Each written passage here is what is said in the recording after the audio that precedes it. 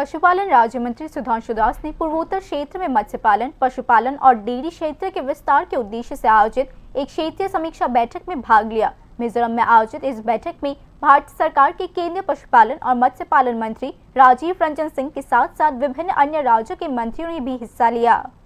पूर्वोत्तर राज्यों के लिए एक शैक्षणिक समीक्षा बैठक वर्तमान में मिजोरम में चल रही है, जिसका आयोजन केंद्रीय मत्स्य पालन, पशुपालन और डेयरी मंत्रालय की पहल के तहत किया गया। आइजोल में हाई कोर्ट कॉन्फ्रेंस हॉल में आयोजित इस बैठक में केंद्रीय पशुपालन और मत्स्य पालन मंत्री राजीव रंजन सिंह, केंद्रीय राज्य मंत्री जॉर्ज कुरायन, देश भर के विभिन्न राज्यों के मंत्री और विभिन्न अधिकारियों ने भाग लिया।